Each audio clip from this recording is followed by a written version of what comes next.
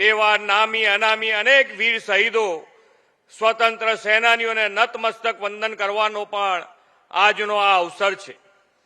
ભારતને સ્વરાજ મળ્યું 1947માં, પરંતુ સ્વરાજ મેળવવા માટેની જંગની ઐતિહાસિક તારીખ તો 1857 થી 1947 સુધીની લાંબી સંઘર્ષ યાત્રા રહી છે. ભારત માતાને અંગ્રેજોના શાસનથી મુક્ત કરીને સ્વરાજ મેળવવાની તીવ્ર ઝંખના તે વખતે દેશવાસીઓમાં જાગી હતી. જનશક્તિના જુવાળને માં ભારતીની આઝાદી માટે પ્રેરિત કરવાનું ઐતિહાસિક કામ ગુજરાતની ધરતીના જ બે પુત્રો મહાત્મા ગાંધી અને સરદાર પટેલ સાહેબની આગેવાનીમાં થયું હતું. દેશ આઝાદ થયો, પણ અનેક નાના મોટા રજવાડાઓ ત્યારે અસ્તિત્વમાં હતા. લોહ પુરુષ સરદાર સાહેબે એક અને અખંડ ભારતના નિર્માણ માટે 562 રજવાડાઓનું વિલીનીકરણ કરી કુનેહપૂર્વક કરીને એક ભારત બનાવ્યું છે. ગુજરાતની ધરતીના જ બે પનોતા પુત્ર આદરણીય વડાપ્રધાન શ્રી નરેન્દ્રભાઈ મોદી અને ગૃહમંત્રી શ્રી અમિતભાઈ શાહે હવે સ્વરાજ્યની યાત્રાને સુરાજ્યમાં પલટાવી છે. એક ભારત શ્રેષ્ઠ ભારત બનાવ્યું છે. ગુજરાતને તો વડાપ્રધાન શ્રી નરેન્દ્રભાઈના વિઝનરી નેતૃત્વ અને માર્ગદર્શનનો લાભ 2 દાયકા કરતા પણ વધુ સમયથી મળતો રહ્યો છે. સાથીઓ, તેમના દિશા દર્શનમાં ગુજરાત આજે દેશમાં વિકાસના રોલ મોડલ સ્ટેટ તરીકે ખ્યાતિ પામ્યું છે. આજે હરેક ગુજરાતી ગર્વ સાથે મારું ગુજરાત શ્રેષ્ઠ ગુજરાત કહે છે.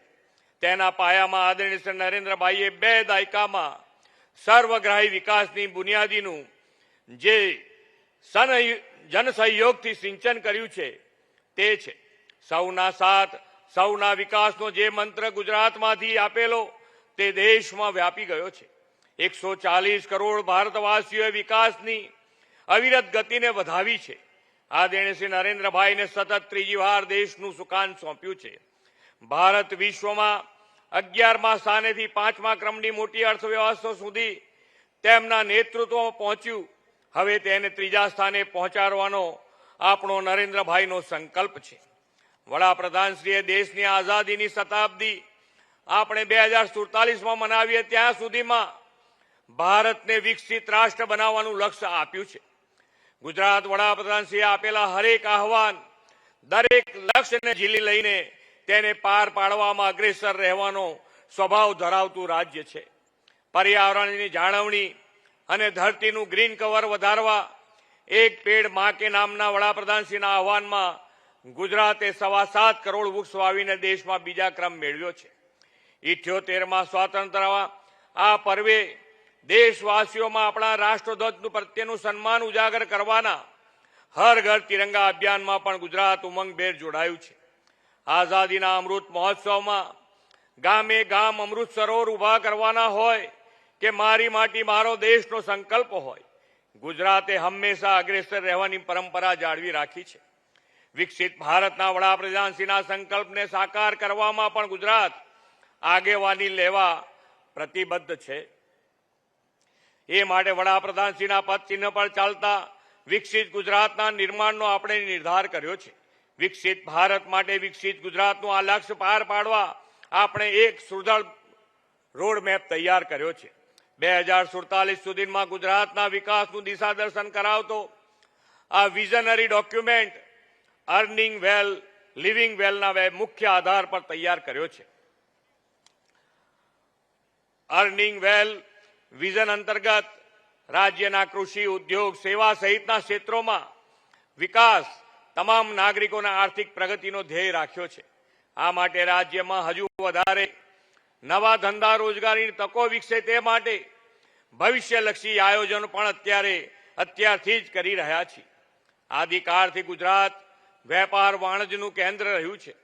ગુજરાત આજે સમયના અનુરૂપ ઉદ્યોગ ધંધાના વિકાસથી આ ઓળખને વૈશ્વિક ઓળખ બનાવવામાં પણ સફળ રહ્યું છે. ઉદ્યોગના વિકાસની ઇકોસિસ્ટમ સુદૃઢ કરવામાં વડાપ્રધાન શ્રી નરેન્દ્રભાઈ મોદીએ 2003માં શરૂ કરાવેલી વાયબ્રન્ટ સમિટ પણ મહત્વની બની છે. ગુજરાતે આ વર્ષે ગેટવે ટુ ધ ફ્યુચરની થીમ સાથે વાયબ્રન્ટ ગુજરાત ગ્લોબલ સમિટની 10મી કડીનું સફળ આયોજન કર્યું હતું. આ સમિટ દરમિયાન સેમિકન્ડક્ટર, આર્ટિફિશિયલ ઇન્ટેલિજન્સ જેવા ઉભરતા ક્ષેત્રોમાં ગુજરાતમાં રોકાણ થયા છે. આધુનિક ટેકનોલોજીનો વ્યાપ વધારીને રાજ્યના સેવા અને મેન્યુફેક્ચરિંગ બંને ક્ષેત્ર વિશ્વ સ્તરે ઝળકી રહ્યા છે. Gujarat global destination for semiconductor and electronics manufacturing તરીકે સ્થાપિત થઈ રહ્યું છે અને આ ક્ષેત્રમાં 1 લાખ કરોડથી વધુનું રોકાણ પણ થયું છે. ભારતની પહેલી સેમિકન્ડક્ટર ચીપનું નિર્માણ ગુજરાતમાં થવાનું છે. વિકસિત ભારત એટ 2047ના લક્ષ્યને પાર પાડવાનો એક મજબૂત આર્થિક પાયો ગુજરાત નાખવા માંગે છે. તેમાં ગ્રીન ગ્રોથ, રિન્યુએબલ એનર્જીનું મહત્વનું યોગદાન રહેવાનું છે. ગુજરાત રિન્યુએબલ એનર્જી ક્ષેત્રે અગ્રેસર રાજ્ય છે. કચ્છમાં વિશ્વના સૌથી મોટા 37 ગીગાવોટના સોલર વિન્ડ હાઇબ્રિડ એનર્જી પાર્કનું નિર્માણ ઝડપથી પૂર્ણ કરવા આપણે પ્રતિબદ્ધ છીએ. 2030 સુધીમાં 100 ગીગાવોટ રિન્યુએબલ એનર્જીના લક્ષ્ય રાખીને વડાપ્રધાનશ્રીએ આપેલા નેટ ઝીરો કાર્બન ઉત્સર્જનના લક્ષ્યમાં પણ આપણે ગુજરાતને અગ્રેસર રાખવું છે. પીએમ સૂર્યઘર મફત વીજળી યોજના અંતર્ગત રહેણાંક મકાનોમાં સોલાર રૂફટોપ સિસ્ટમના અમલીકરણમાં દેશભરમાં ગુજરાત અગ્રેસર છે. આ વર્ષે 10 લાખ મકાનોને આ યોજનામાં આવરી લેવાનું આપણે નક્કી કર્યું છે. ગુજરાત વિશ્વ કક્ષાના ઉદ્યોગની સાથે નાણાકીય ક્ષેત્ર પણ વર્લ્ડ લીડર બને તે માટે ગિફ્ટ સિટી વિકસાવવાના વડાપ્રધાન શ્રી નરેન્દ્રભાઈ મોદીના વિઝનરી કદમથી આજે ગુજરાત ફિનટેક ક્ષેત્રે હરણફાળ ભરી રહી છે. ગિફ્ટ સિટી ફાઇનાન્શિયલ સેક્ટરનું મજબૂત નેતૃત્વ કરીને વૈશ્વિક હરોળમાં અગ્રેસર છે. રાજ્યના સર્વગ્રાહી વિકાસમાં સુદૃઢ રોડ ઇન્ફ્રાસ્ટ્રક્ચરની મહત્વપૂર્ણ ભૂમિકા છે.